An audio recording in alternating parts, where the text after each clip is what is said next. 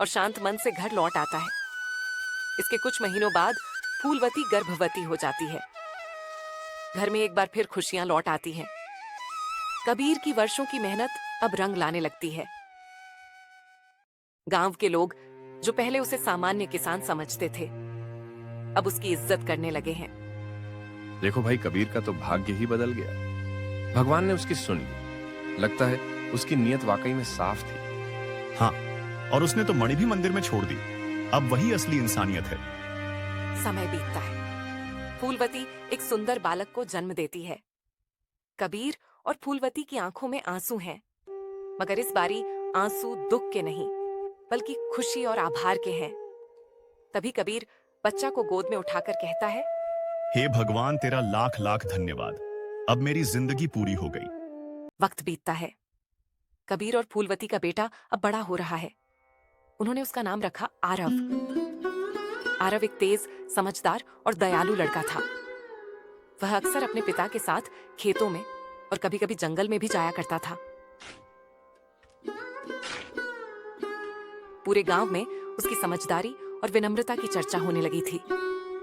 लेकिन जैसे किस्मत किसी को हमेशा चैन से बैठने नहीं देती है, एक दिन गांव में कुछ अजीब घटनाएं होने लगी। एक रात गांव के पास के जंगल में भयंकर शोर मचता है। अरे राम राम, ये कैसी आवाजें हैं? लगता है जंगल में कुछ अनहोनी हो रही है। कहते हैं कि जब से मणि मंदिर में छोड़ी गई है, कोई अंधकार शक्तियां उसे पाना चाहती हैं। उस मणि की ताकत को बुरी नजर लग गई है। धीरे धीरे गांव में डर का माहौल फैलने लगता है और अजीब अजीब छाया रात को दिन लगती हैं। ये सब क्या हो रहा है भगवान? पहले कभी ऐसा नहीं हुआ।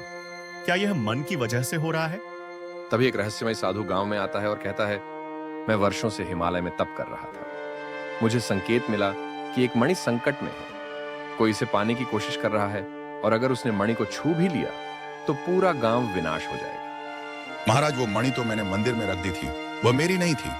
तुमने जो किया वो पुण्य था, लेकिन मणि को अब एक रक्षक की जरूरत है और वो रक्षक तुम्हारा पुत्र है, आरव है।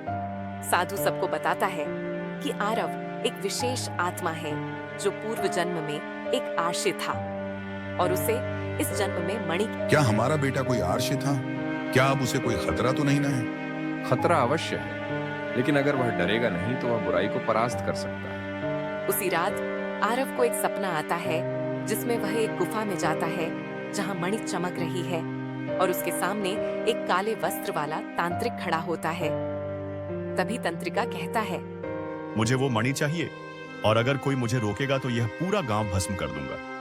नहीं तो मुझे वो दे दो। तू चाहे जितनी ताकत लगा ले, लेकिन मैं मणि को तुझसे छीनने नहीं दूंगा।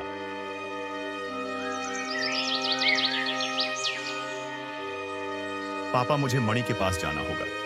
मुझे सपना आया है और मुझे यकीन है कि यह कोई साधारण सपना नहीं है।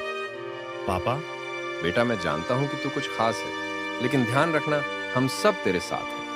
फिर आरव और साधु मिलकर एक योजना बनाते हैं। गांव के पास एक छोटा सा गुफा बनाता है। उस गुफा जाकर वे मणि की सुरक्षा के लिए यज्ञ करते हैं। लेकिन तभी तांत्रिक प्रकट होता है। मुझे यह मणि दो, वरना सब खत्म हो जाएगा। जब तक मैं जिंदा हूं, तब तक तुम इस मणि को छू भी नहीं सकते हो। दोनों के बीच एक भयंकर युद्ध होता है। आरव मंत्रों और शक्ति से तांत्रिक की काली शक्तियों से लड़ता है। अंततः आरव तांत्रिक को पराजित करता है और मणि की रक्षा करता है। अंत में साधु मुस्कुराते हुए कहता है, आज से तुमने सिर्फ गांव के नहीं बल्कि इस भूमि के रक्षक हो। यह मणि अब तुम्हारे आत्मबल में समाहित हो गई है।